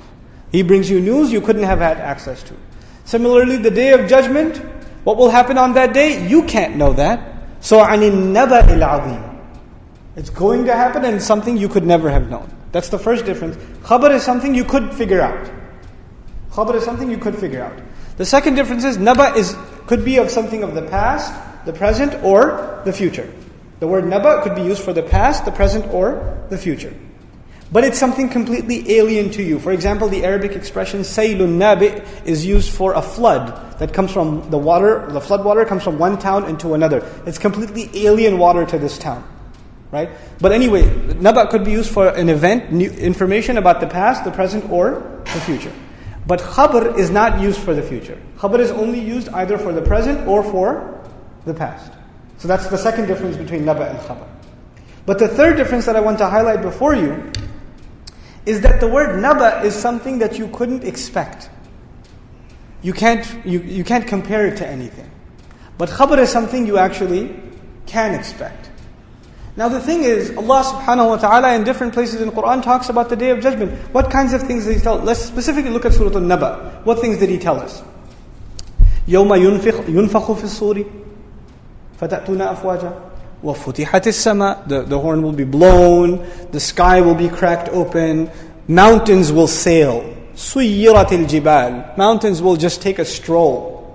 They'll just move smoothly. Are these things something you could expect? No, not at all. These are way beyond our expectation. The cracking open of the sky, the blowing of the trumpet, the horn, right? The movement of the cloud. This is or of the mountains. This is all unexpected. So the word in the surah was Naba, عَنِ النَّبَإِ الْعَظِيمِ. Sūrat Al-Zalzala begins with Zilzala, an earthquake. Is an earthquake at least something you may have seen? It's something you may have expected. So what's the more appropriate word in this surah? Akhbar. SubhanAllah, the choice of words in the Qur'an is very, very, very precise. You could argue, Naba, Khabar, same thing. Put one letter, Amba here. يَوْمَئِذٍ تُحَدِّثُ أَنْبَاءَهَا. No. أَخْبَارَهَا. That's the perfect word to use here. In that context, this is the word that fits. SubhanAllah. So, now we talk about the switch. I already told you about the switch from إِذَا to يَوْمَئِذٍ. It illustrates that Allah Azza wa Jalla is angrier now with the use of the word إِذَا. But I said تُحَدِّثُ and أَخْبَارَهَا, there seems to be a contradiction. تُحَدِّثُ is used for something that you are shocked by. It's new. It appears new to you. And أخبار is something present or past. But it's something that's already known. So when the two combine together, it implies that the human being will come into contact with knowledge on that day, that the earth will speak of, the earth will articulate on that day. Even though he knew it, it'll come to him like it's new. He'll be shocked by it anyway. Now there's a difference of opinion among Mufassirun about the tafsir of this ayah. We'll go through some of the commentary inshaAllah ta'ala. First we go to the opinion of Ibn Mas'ud radiallahu ta'ala anhu. تُحَدِّثُ بِلِسَانِ الْمَقَالِ أَخْبَارَهَا. He says that it will actually have a tongue. It'll act like we speak. The earth will actually literally speak on that day. It'll start talking. Then this is taken from a hadith of the Prophet ﷺ, in which, and Zamakhshari comments on this hadith also, تَشْهَدُ عَلَى كُلِّ أَحَدٍ بِمَا عَمِلَ عَلَى ظَهْرِهَا, that on that day the earth will testify on every single person in regards to every action it had done on its back. So the surface of the earth is called the back of the earth, عَلَى ظَهْرِهَا, right? And whatever people had done, it'll testify against them. So, in his commentary, Ibn Mas'ud said, عَمِلَ فُلَانٌ كَذَا وَكَذَا. It'll speak like this. This guy did this and this. That one did that and that. And they were standing over here when they did it, and there when they did it. It'll actually point out every single thing that people had done. يُنْطِقُهَا اللَّهُ عَلَى الْحَقِيقَةِ. Allah will make it speak in reality. And another way it's understood it will actually speak to Allah. One interpretation is it'll speak to the people. You did this, you did this, you did this. And the other interpretation is, when Allah makes it speak, it'll actually be speaking to Allah subhanahu wa ta'ala, complaining to Allah about what people had done. Both of those opinions exist in Ahl Sunnah wal Jama'ah. So, like Zamakhshari comments, تُحَدِّثُ الْخَلْقَ أَخْبَارَهَا. That's his opinion, that it'll speak to creation on that day. But the other opinion was that it will speak to Allah subhanahu wa ta'ala directly. Some commentators took the route of the Mu'tazili, the rationalists, and what they did was when they heard something that the philosopher or the person obsessed with logic might say, this doesn't make any sense. The earth is going to talk? That doesn't make any logical sense. So to appease to them, an opinion came about, which basically was, the earth will speak ala al-hal. In other words, the fact that everything is coming out from the earth, that in and of itself is a kind of speech, which may or may not be true. That may or may not be true. But the majority of the ulama, especially I'm impressed with the commentary of al-Shinqiti rahimahullah, who is probably one of the greatest mufassirun of al-Qur'an bil-Qur'an, Tafseer al-Qur'an bil-Qur'an, and he emphasized that concept of tafsir. Let's listen to what he has to say. At-tahdith huna sarihun fil hadith. First of all, this literal speaking is clearly proven in hadith literature. وَهُوَ عَلَى حَقِيقَتِهِ, and it will actually happen in reality as is described. لِأَنَّ فِي ذَلِكَ الْيَوْمِ تَتَغَيَّرُ أَوْضَاعَ كُلِّ شَيْءٍ. On that day, the nature of everything is going to change. Things you never expected will speak. Our skin will speak. Our limbs will speak. Our feet will speak. Our hands will speak. Right? وَتَشْهَدُ أَرْجُلُهُمْ, even their feet are going to testify against them. بِمَا كَانُوا يَكْسِبُونَ, in regards to the things they earned themselves. So because of that, he says, we don't have to stretch the meaning to say, no, it's speaking in its calamity, or it's speaking in this abstract form. Perhaps it's literally speaking, and Allah Azza wa Jal put it in that way. Wallahu ta'ala a'lam. So, أوحى بِأَنَّ رَبَّكَ أَوْحَى لَهَا. This is the word I wanted to come to. It's a complex word actually. It's used very common, wahi. We translate wahi as revelation. The masdar of awha is iha. The infinitive form is iha. Linguistically speaking, actually, it doesn't mean revelation. That's one of its religious implications. Purely linguistically speaking, iha in Arabic means to hint something to someone secretly, about something secret. In other words, you're sitting over there, I'm sitting over here, I just go like that. And you know what to do. This is the kind of language, like for example, sometimes it's spoken in the military. Right? The commander will say that. And the soldier knows exactly what he means, how far to go, where to sit, etc., etc. This is iha. To drop a hint secretly and in regards to something that's hidden. This iha is talked about in the Qur'an, not just between Allah and the prophets. This is iha also. قُلْ أُوحِيَ إِلَيَّ هَذَا الْقُرْآنِ. This Qur'an was given to me. In revelation, that's one meaning. But we're talking about the linguistic meaning. Let's see how Allah uses it. He says, وَأَوْحَى رَبُّكَ إِلَى النَّحْلِ. Allah Azza wa Jal, He revealed to the bee. He revealed, what does that mean? He inspired the bee, He gave it a hint on where to go. And instructed it on where to go. We find, وَأَوْحِينَا إِلَىٰ أُمِّ مُوسَىٰ أَنْ أَرْضِعِيهِ. We inspired the mother of Musa that she should feed him, breastfeed him. That doesn't mean He gave a revelation. What it implies is, the thought came in her mind, the hint was given, and she knew what to do, what plan to act out. فَأَوْحَى إِلَيْهِمْ أَنْ سَبِّحُوا بُكْرَةً وَعَشِيًّا. This is probably the one that makes it easiest. Zakaria alayhi salam, when the angel came and told him, you're going to have a boy. Right? His name is going to be Yahya. He said, Allah, give me a sign. What sign did Allah give him? You won't speak to people for 3 days. 3 days and 3 nights, you're not going to talk to people. Right? So when he came out, people said, what's going on? So how did he speak to them? He told them to make tasbih. But how did he do it? فَأَوْحَى إِلَيْهِمْ. He hinted at them, same word is used, in the meaning of, he hinted at them that they should make tasbih, bukratan wa ashiya, in the morning and in the evening. So the word is used to describe this hint, this subtle hint that's dropped. Then we find in the Qur'an, interesting, وَإِنَّ الشَّيَاطِينَ لَيُوحُونَ إِلَىٰ أَوْلِيَائِهِمْ لِيُجَادِلُوكُمْ. It is even the shayateen, they also give wahi. That doesn't mean give revelation. It means they drop hints to their wali, their protective friends, so they can debate with you.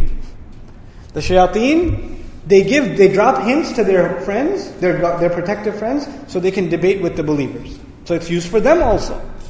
So I shared this with you because Allah says, بِأَنَّ رَبَّكَ أَوْحَى لَهَا. And you know when this iha is done, both the one receiving it and the one giving it have an understanding. And the one receiving it knows exactly what to do. And Allah Azza wa Jal uses this word for the earth and says on the day it will spill all its beans, clearly articulate every single one of its news. Why? بِأَنَّ, because of the fact that its master, Rabbaka, your master actually, Rabbaka, and we'll talk about that in a second, has given it, dropped a hint at it. Allah basically barely hinted at the earth to do this, and this event takes place. It's very easy on Allah Azza wa Jalla. Is it Isha time or? Okay. What time? 8:30? 8:30, okay. Alright, so we're getting somewhere inshallah ta'ala. The next thing I want to talk to you about from a language point of view is the difference between ilham and iha. Wahi and ilham. I think those of you who speak Urdu at least know both these words. Arabs of course know them. Allah says فَأَلْهَمَهَا فُجُورَهَا وَتَقْوَاهَا. From a language point of view, the difference between these two words, even though they're both kind of revelation, inspiration kind of meaning, ilham usually is calling to some sort of action, while awha may or may not. Awha may be wisdom, awha may be a reminder, wahi may be a reminder, maybe wisdom, maybe something else, maybe knowledge. But ilham is something that calls you to action. فَأَلْهَمَهَا فُجُورَهَا وَتَقْوَاهَا. Your actions. Okay, so that's one big difference between the two. The last thing I want to share with you is the last word that's used in regards to revelation or giving these kinds of hints, secret hints. Two words that are only used for shayateen. By the way, these words, ilham and iha, can be used for shayateen also. But two words that are only used for shayateen are hamazat and waswas. Okay, waswasa and hamazat. So we find in the Qur'an, hamazat al-shayateen, قُلْ أَعُوذُ بِرَبِّكَ مِنْ هَمَزَاتِ الشَّيْطَانِ and الَّذِي يُوَسْوِسُ فِي صُدُورِ النَّاسِ. Both of those words are found. Let's look at the commentary in Al-Kashaf. وَيَجُوزُ أَنْ يَكُونَ بِأَنَّ رَبَّكَ بَدَلًا مِنْ أَخْبَارَهَا.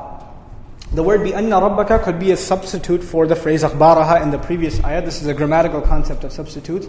So what he's saying, what's the benefit of knowing that? كَأَنَّهُ قِيلْ يَوْمَئِذٍ تُحَدِّثُ بِأَخْبَارِهَا بِأَنَّ رَبَّكَ أَوْحَى لَهَا. It is as though Allah is saying the day on which the earth will spill or completely articulate and elaborate every one of the news and information that it contained, and that is only because its master, or your master rather, had inspired it to do so. There's one word here that demands a lot of attention. It's Rabbaka. Allah didn't say Rabbaha.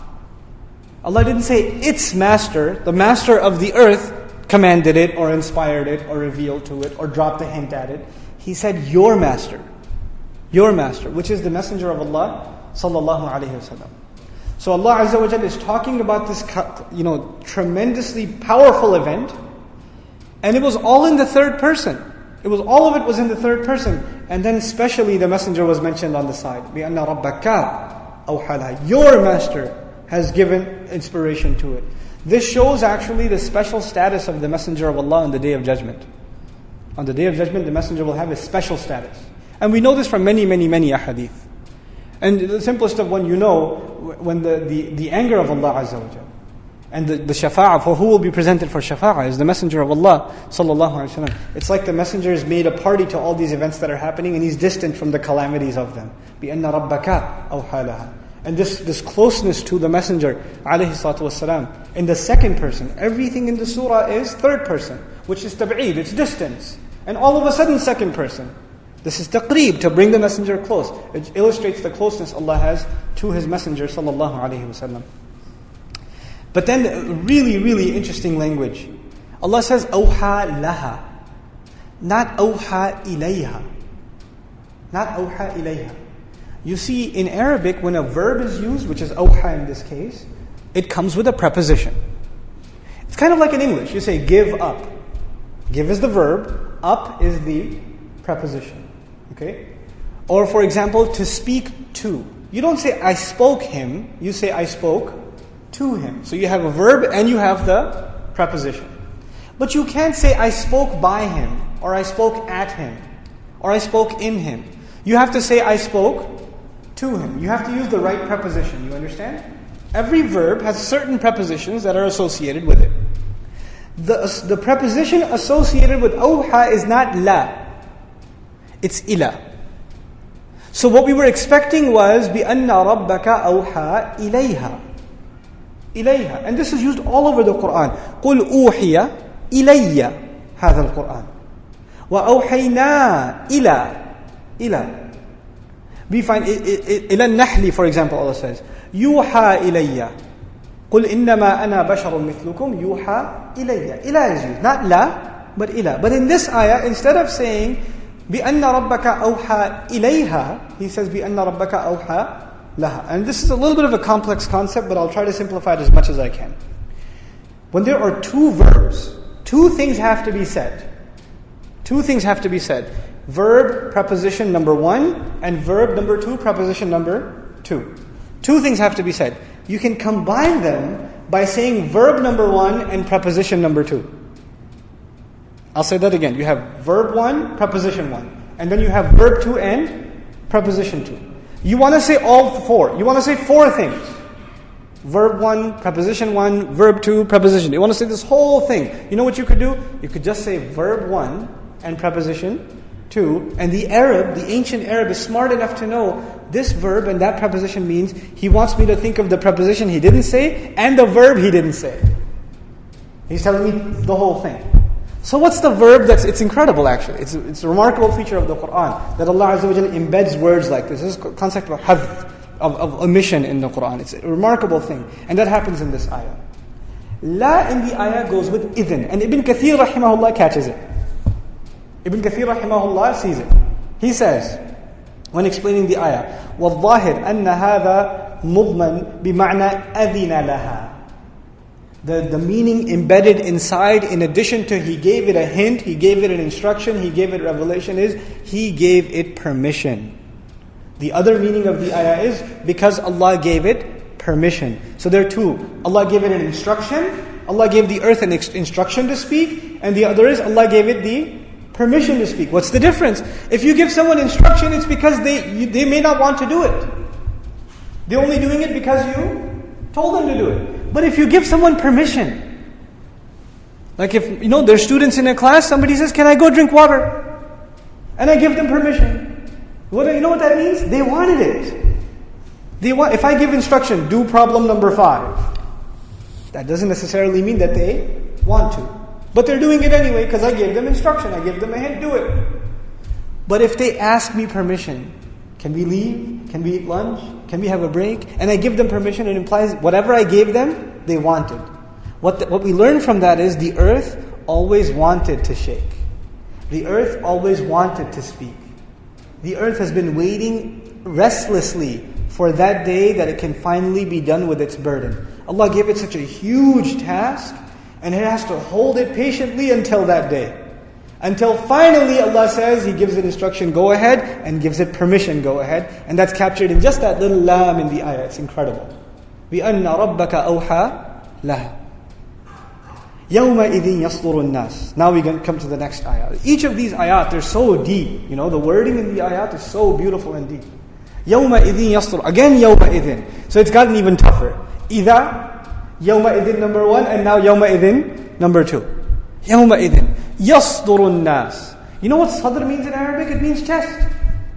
Sadr in Arabic means chest. I'll give you a rough translation first. The day on which people will be turned back, turned away into multiple groups so they may see their actions. That's a rough translation. Now we're going to go word by word and figure some things out about this ayah.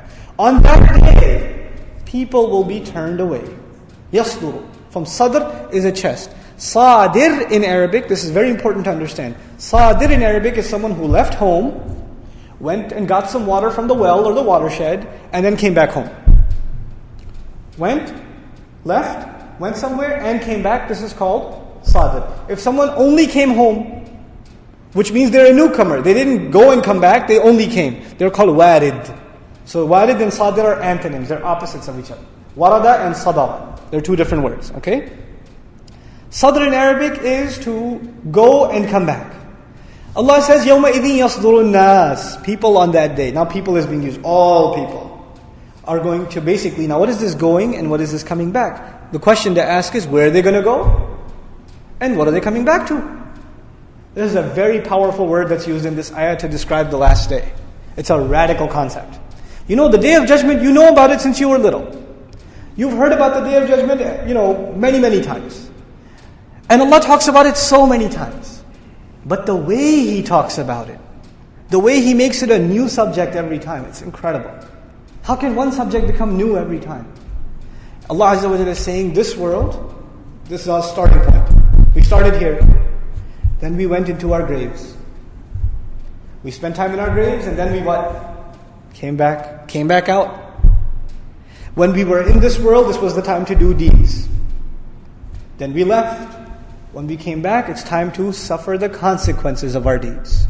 You come back and it's not the same earth anymore.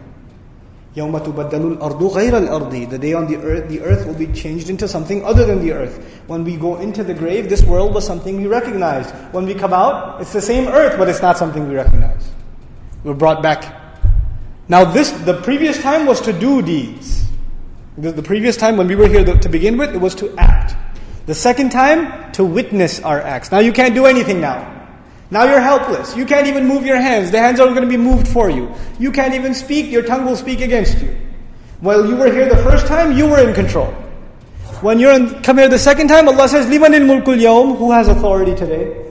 Allah asked that question. Right? Same earth. But when you go, you come back, it's not the same place anymore. It's completely transformed. You understand? يَوْمَئِذٍ يَصْدُرُ النَّاسِ. Now when you were at this home, you were living with your family, you were living with your friends, Muslims were living with non-Muslims, Muslims were living with hypocrites, the true believer living in the same house as a munafiq, as a weak believer. Everybody was mixed together. It was all one society. But this is when you were here. Now that you leave, you go into your grave on your own. But when you come back, Allah says, يَصْدُرُ النَّاسُ أَشْتَاتًا. Ashtat comes from the Arabic word shatta. Shatta means to be, if something was one and it broke into many pieces, this is called shatta in Arabic. In other words, humanity was one. We felt like we were in one neighborhood, one town, one village, one community. But when we come back, what happens? We're all broken up into different categories. We're not one. Ashtatan. Now why would we be broken up? Why can't we stay the way things were? Why can't he go back to his family? Allah says, إِنَّهُ كَانَ فِي أَهْلِهِ مَسْرُورًا. He used to be happy with his family. Can't go back to his family now. About the kafir. But for the believer, he says, وَيَنْقَلِبُ إِلَىٰ أَهْلِهِ مَسْرُورًا. He gets to go back to his family. But what is this division, this spreading that Allah Azza wa Jalla talks about? To be dispersed. The opposite of which is allafa. Allafa is to take things that were apart and bring them together. So when the hearts of the believers come together, He says, فَأَلَّفَ بَيْنَ قُلُوبِكُمْ. He brought your hearts together, implying they were apart, and because of iman, all your hearts came together. That's the word ta'lif. The opposite of which, tashteet and shatta. Ashtatan here, the plural. Shatit. Now, this word in the Qur'an, Allah says, تَحْسُبُهُمْ جَمِيعًا وَقُلُوبُهُمْ shatta. Same word. Similarly, we find, actually this ayah itself, you will think that the kuffar, their hearts are together. You will think they're all united against you. But their hearts are shatta. They're all over the place. They're broken apart. They even hate each other. They don't just hate you, they hate each other too. That's the reality described in the word shatta. Anyhow, Al-Biqa'i rahimahullah comments, أي متفرقين بحسب مراتبهم في الذوات والأحوال من مؤمن وكافر وآمن وخائف ومطيع وعاص. SubhanAllah. This ashtat, this breaking up will be in accordance with everybody's degree and rank of good deeds and evil deeds. The good, the better, in a certain rank. As-sabiqun, as-sabiqun. Ulaika al-muqarrabun. Right? Then those who followed them. Their people will be ranked according to their deeds. You will not get to meet people who lived in the same neighborhood. You'll get to meet people who are in the same rank. They scored in the same percentile as you. You're broken up into these ashtat. Some argue these are only two ashtat, two groups, two large groups. But others comment, because the word ashtat, plural, is used, it implies even within the believers, even within disbelievers, there will be multiple groups, multiple categories of people. Others yet argue, no, ashtat means everybody will be by themselves. They take the ayat, لَقَدْ جِئْتُمُونَا فُرَادًا. You have come to us only by yourself. Or Allah says, كُلُّهُمْ آتِيهِ يَوْمَ الْقِيَامَةِ فَرْدًا. Each of them will come to Allah on the Day of Judgment alone, by himself, individually. So this breaking up implies everybody's broken up from all their human connections, and they are standing there all alone by themselves. Al-Biqa'i rahimahullah, we commented on Az-Zamakhshari, he says, يُصْطِرُونَ عَنْ مَخَارِجِهِمْ مِنَ الْقُبُورِ إِلَى الْمَوْقِفِ. Incredible. They will go into their graves and come out of it, spreading out from their graves into the place they're supposed to stand, al-mawqif, the place you're supposed to stand where you can't move from, actually. And then of course there the faces of the believers will turn white and those of the disbelievers will turn black out of fear. And this will be broken up groups, and each group will either have a path that leads to Jannah or a path that leads to hellfire. May Allah make us of those whose path leads to Jannah. We want to finish at least the commentary on this ayah before we take a break for the salah, inshallah ta'ala. And that is the last wording, which is incredible. لِيُرَوْا أَعْمَالَهُمْ. Why will we be broken into groups? Li is li ajal, harf ajal here. It gives purpose. Why are you broken into groups? So they may be shown, لِيُرَوْا أَعْمَالَهُمْ, their deeds. لِيُرَوْا أَعْمَالَهُمْ. Now there's a difference between أَعْمَالَهُمْ and أَفْعَالَهُمْ. There's amal and there's fi'l in Arabic. Amal means something you do consciously. Fi'l means something you do subconsciously. Breathing is not amal. What is breathing? It's a fi'l. Listening, hearing is not a amal. It is what? A fi'l. You just do it. You don't have to consciously make I'm going to actually hear a sound. You don't do that. By the way, listening carefully is a amal.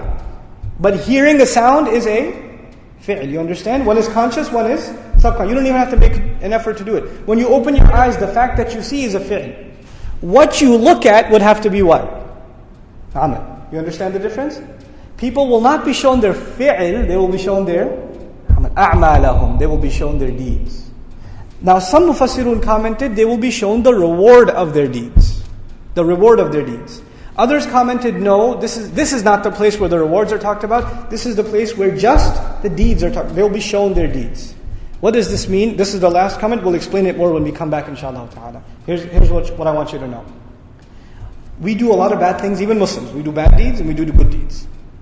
Kuffar also do bad deeds and they also do good deeds. Now, the kuffar, even their good deeds, don't count. If you don't have that one good deed, which is La ilaha illallah, none of your good deeds count. If you could give charity, be nice, etc. None of that counts. It's all multiplied by 0 if you have kufr. Shaitan had a lot of good deeds, but he multiplied them all by 0 by doing one act of kufr. Right? So kufr multiplies all your good deeds by 0. Now on the other hand, the believers, they have bad deeds. But then Allah tells us, you do this, some of your deeds are wiped away. You do istighfar, they're wiped away. You do tawbah, they're wiped away. Right? They're erased, etc., etc. But what we're learning here is, you know how, what we're learning is, these were the points taken off, and then you did this, and you got credit for them. So it's like a ledger with debit and credit, right? Minus and plus. And of course for the believer, he may have a lot of minus, but his pluses can cancel this out, and then the bottom, the statement on the bottom tells you what the eventual balance is. But the balance is on the bottom. In the statement, what do you see? Only the credit or only the debit? What do you see? You see both. You see the good and you see the bad. The bottom will show us what ended up happening in the end, what deeds did Allah count, which ones were taken as sincerity, which one were not, which one were cancelled out, which deeds were erased, etc., etc. But the first step will be, you'll be shown everything. You'll get to see the whole picture. And that's even further fortified in the next ayat whose tafseer we'll study. فَمَنْ يَعْمَلْ مِثْقَالَ ذَرَّةٍ خَيْرًا وَمِثْقَالَ ذَرَّةٍ شَرًّا. Right? The worth, the atom's worth, the speck's worth. We'll talk about the word dharra and its linguistic implications, mithqal and its implications. They will get to see them. So inshallah ta'ala, after the break, we'll complete a study of this ayah and Sūrat Al-Zalzala. Subhanakallahumma wa bihamdik, nashhadu an la ilaha illa anta, nastaghfiruka wa natubu ilayk. Wassalamu alaikum wa rahmatullahi wa barakatuh.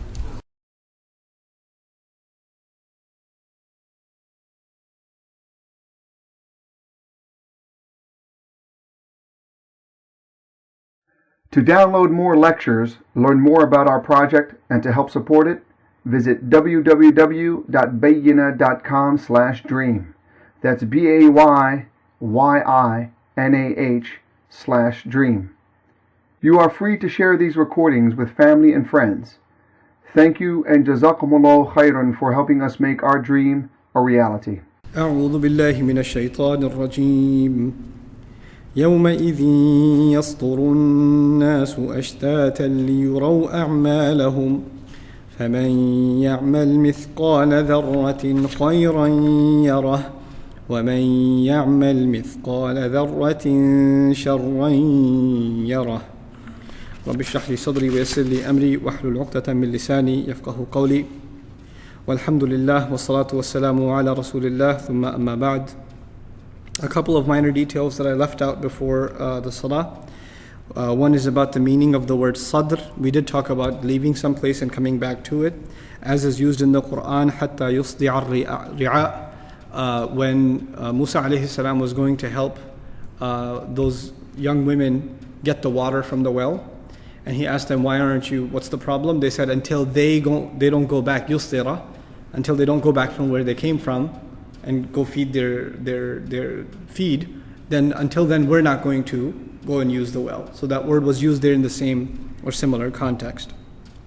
Anyhow, we were at the point where we were discussing يَوْمَئِذٍ يَصْطُرُ النَّاسُ أَشْتَاتًا لِيُرَوْا أَعْمَالَهُم.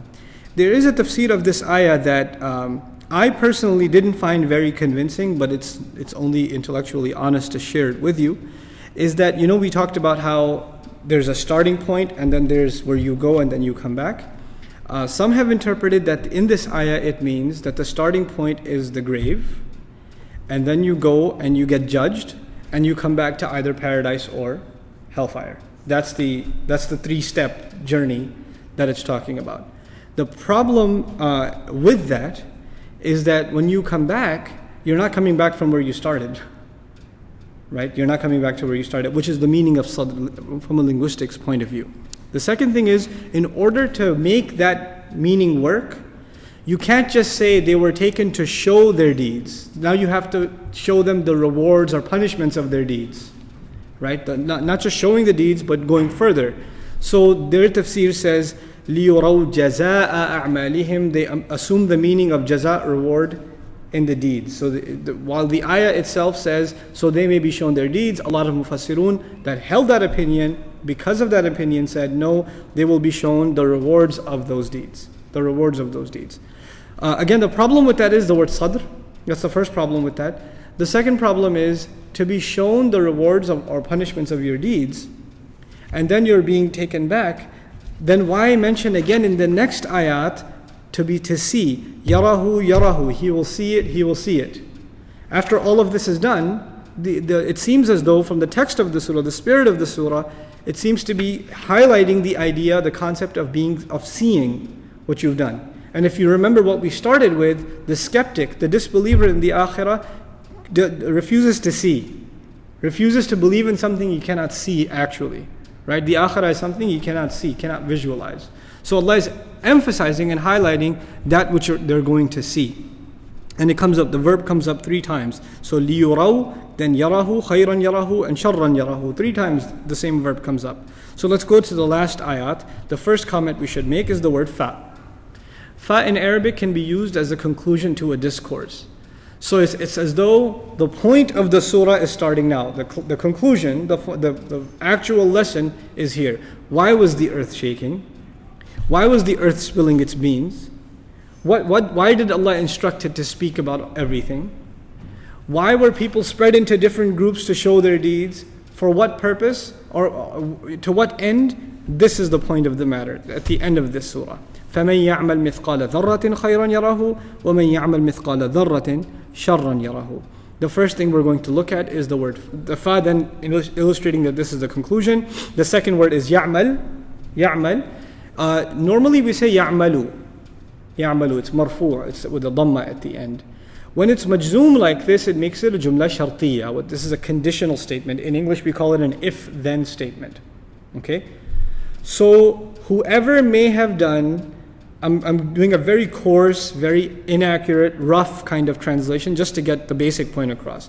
Then whoever may have done an atom's worth of good, that's the if part. If they did an atom's worth of good, then yarahu, he'll get to see it. And if somebody did an atom's worth of bad, then yarahu, they'll get to do. So the shart, the jumla shartiyya, the shart is man ya'mal mithqala dharratin khayran. Okay, and then jawab al-shart, the then part, the response to the condition is yarahu. Let's look at the word mithqal. A similar word came in the surah. This surah again, it's about keeping words in proximity to each other. So you had the word athqal, right? Allah Azza wa Jalla says in the beginning, إِذَا زُلْزِلَتِ الْأَرْضُ زِلْزَالَهَا وَأَخْرَجَتِ الْأَرْضُ أَثْقَالَهَا. The same root, now another word. فَمَنْ يَعْمَلْ مِثْقَالًا. The word mithqal in Arabic, as Lisan al-Arab Ibn Manzur puts, he says, أَدَاتٌ يُوذَنُ بِهَا. Yuzanu biha rather. It is a tool by which things are mentioned. You know how if you have a scale and you have like groceries like rice or fruits or whatever on one side and you have weights on the other side? These weights on the other side are called mithqal. That's mithqal. It is the equivalent of something. It in and of itself is of no value except to tell you what this is worth. Okay, that's what a mithqal is. Yes, it's a weight. Literally it's a weight. But it's weight used in a scale to scale other things. That's what mithqal is. As opposed to that thiqal, remember thiqal we talked about? The journey, the load that you're traveling with, or things inside the house, those are thiqal. So that's the first difference between it. Mithqal is actually, from a morphology point of view, it's an ism ala, which means a tool. In Arabic, when a word begins with me, and then it has an alif in it, like miftah, midrab, right? These are tools. Miftah is a key, which is a tool. Okay. Similarly here in mikyal and mizan, these are tools. Similarly, mithqal is a tool by which the worth or the weight of the other end of the scale is known. That's why it's used. Again, the word amal, فَمَنْ يَعْمَلْ, again, amal is being repeated. Amal came up before, لِيُرَوْا أَعْمَالَهُمْ فَمَنْ يَعْمَلْ. Amal again means to do something consciously, to do something with intent, with commitment. It's not something you did haphazardly or not knowingly, you knowingly did something. This is amal. So this is, ta'ammudan, it's with purpose. Whoever may have done something on purpose, whose weight is that of a dharra.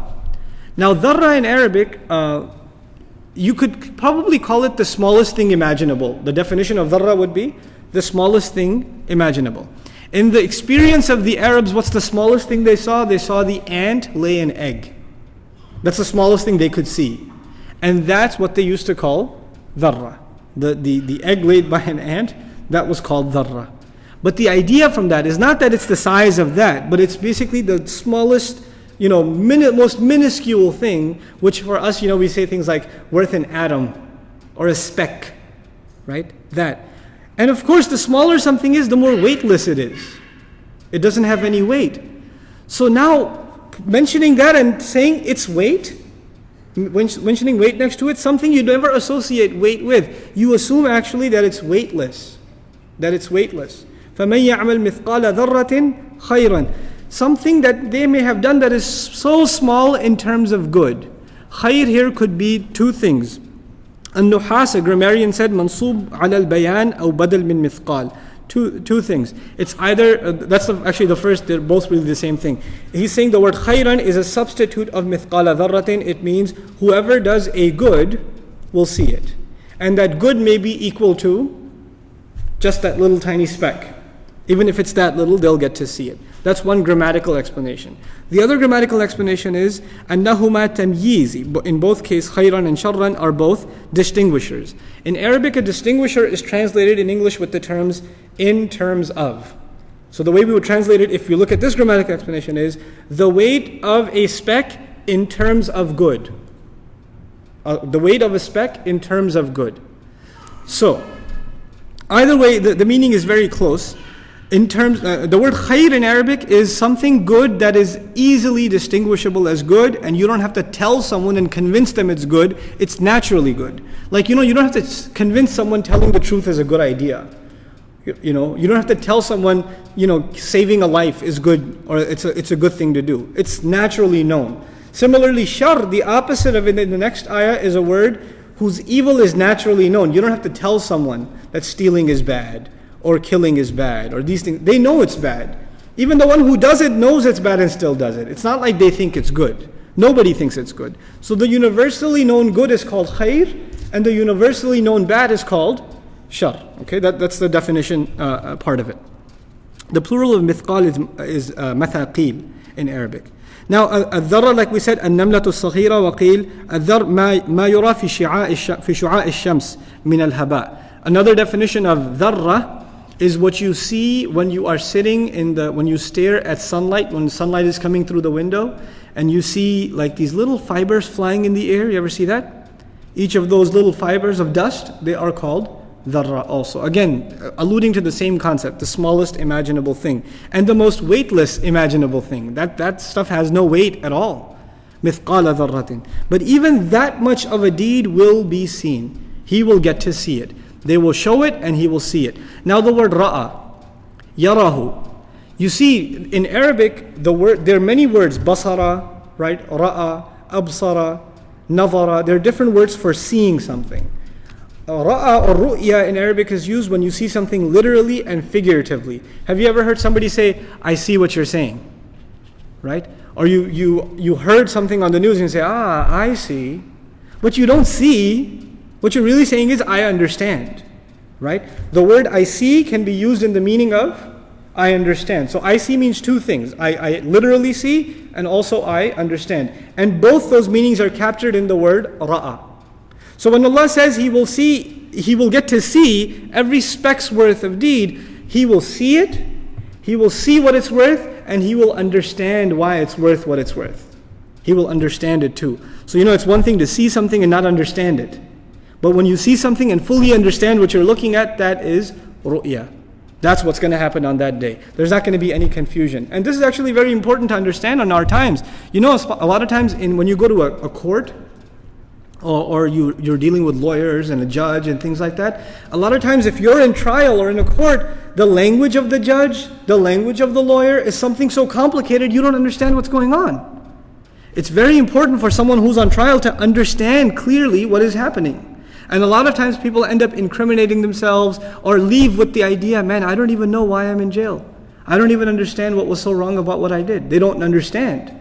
And so Allah Azza wa Jal, by using the word yarahu, actually clarifies that no one will be in confusion or have the question left, I don't know why I ended up in hell. I didn't think I was that bad. They'll actually know very, very clearly, very, very clearly exactly what they had done. May Allah not make us from the people of hellfire.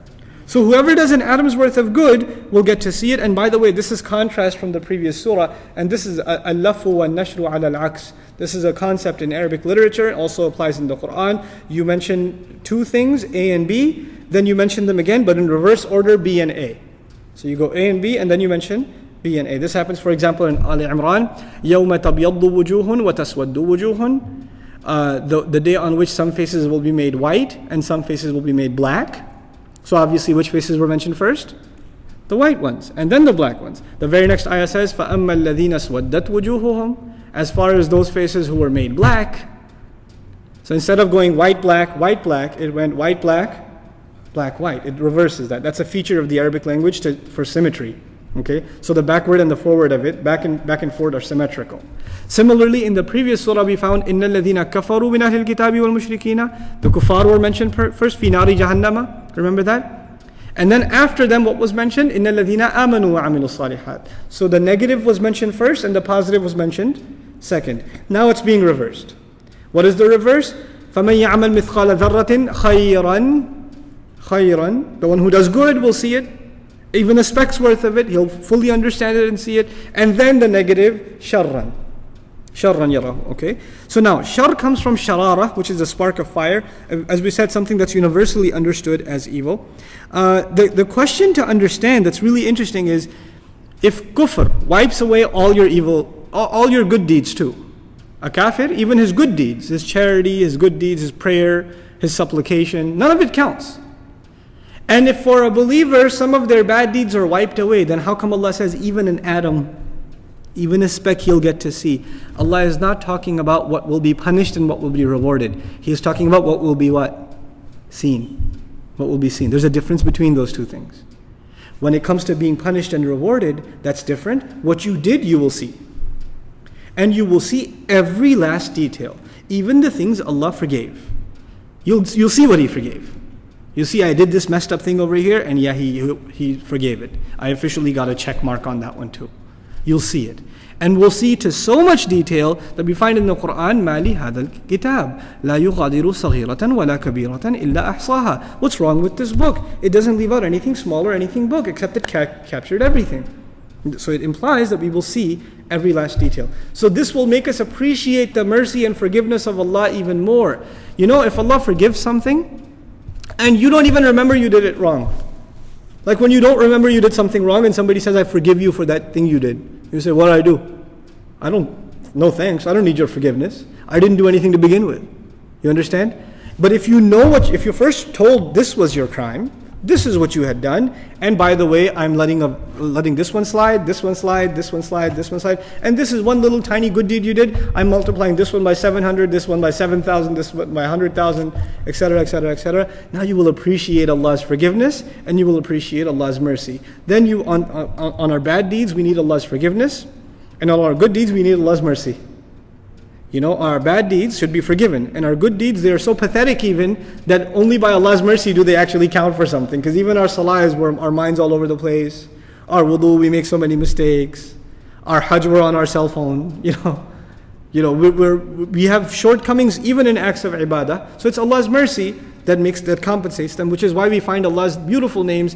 Wallahu ghafurun rahim. One covers our sins, the other covers the compensation of our good deeds. Because our good deeds in and of themselves are worthless. But when Allah multiplies them, when Allah puts barakah in them, Ramadan is, it's Ramadan. But when He multiplies it, خَيْرٌ مِّنْ أَلْفِ شَهْرٍ, one night, that's His mercy. That's not any of our accomplishment. We could never have done 83 years consecutive of worship. That's not possible for us. 1,000 months of worship, that's not possible for us. But He multiplies it, so He gives it mercy, subhanAllah. But at least before you get rewarded for it, you will see it. You'll see the complete ledger, which is in and of itself a terrifying thing. So, the last comments, inshallah ta'ala, and we conclude the study of this surah, is that and I'll give you a little bit of a preview of what we are going to do before we study the next surah also. In the study of the nazm and the coherence of the Qur'an, we say that every surah is somehow rhetorically connected to the next surah. Somehow, one surah is always connected to the next. But in the study of the Qur'an structure, there's another concept too. Certain surahs are paired together. They're special pairs. And these pairs are even found in the Sunnah. For example, قُلْ أَعُوذُ بِرَبِّ الْفَلَقِ and قُلْ أَعُوذُ بِرَبِّ النَّاسِ. Al-Mu'awwadhatayn is the name the Prophet himself gave them, sallallahu alayhi wasallam. Similarly, you find Baqarah and Al-Imran. So the Messenger says, Az-Zahrawayn, the two glittering surahs. So there's the concept of surahs being in pairs also. There's one concept that every surah is tied to the next. And the other concept, the surahs are in pairs. Then there's yet another concept that surahs are in clusters. There's groups of surahs that go together. For example, there's surahs called Al-Musabbihat. They all begin with either Sabbaha lillahi or Yusabbihu lillahi. They're Musabbihat. That's a group of surahs. That's a cluster of them. Without me sharing this with you officially, we've actually gone through and we're on our 5th cluster of surahs in Juz Amma. Groups of 4 surahs. There's 4, 4, 4, 4, and now the final 4. These are the final 4 of the clusters of surahs, actually. And from here we get back into pairs. Right? So inshallah ta'ala, the first thing we're going to do next week, actually, is look at what those 4 groups, what those 4 previous groups were, what their fundamental themes were, how they're all connected together, and where we are now. And then to go towards the end of the rest of the Qur'an. Just a comment on the beginning and the end of the surah. The previous surah mentioned khayrul bariyah, khayr came up. Here, mithqala dharratin khayran, same word came up. In the previous surah, Allah said sharrul bariyah. And here, what made them sharrul bariyah? Mithqala dharratin sharran. Don't underestimate the power of anything. The Sahaba were extremely worried about the small deeds because they accumulate without you realizing. Right? Our teacher used to give us the crazy example of the frog. The frog experiment? It's a pretty cruel experiment, but it's been done. There's boiling water, and you throw a frog in it. What happens to the frog? What does it do? Actually jumps right out. It doesn't stay in, it jumps right out, immediately just pops out. Then you take a water, put it in put normal temperature water, put the frog in it, it's happy. And you start heating it slowly. You start heating the water slowly until it boils. And when it boils, guess what? The frog dies, it never jumps out. When you gradually end up in a bad situation, you don't even realize. Right? You don't even, big sins, yeah, you'll see them right away. Oh, I'm not touching that. But small things, you know what you're going to say? What's the big deal? What's the big deal? And you do it once, twice, 3 times, 300,000 times, 1,000,000 times. You won't even know how many times you did it because it's not a big deal to you. And you'll be like that frog where the water went up slowly. Right? SubhanAllah. So the Sahaba were very, very scared of the smallest mistakes. But inshallah, we'll balance that concept next week. Finally, this is one of the styles of the Qur'an. Allah Azza wa Jalla will begin with something small and end with something big, or begin with something big and end with something small. This surah begins with something huge. إِذَا زُلْزِلَتِ الْأَرْضُ زِلْزَالَهَا. Something very, very big. The entire earth is being shaken violently, as it was meant to shake. And the surah ends with the smallest speck. Smallest step. فَمَنْ يَعْمَلْ مِثْقَالَ ذَرَّةٍ. So it begins with something massive and ends with something minuscule, and that's part of the beautiful contrast of the style of the surah. May Allah give us an appreciation and understanding of His book. Subhanak Allahumma wa bihamdik, nashhadu an la ilaha illa anta, nastaghfiruka wa natubu ilayk. Next week is, I think, daylight savings. So Isha, I think, is going to be 7:45, so we'll start after Isha instead of after Maghrib next week. Jazakumullahu khairan, wassalamu alaikum wa rahmatullahi wa barakatuh.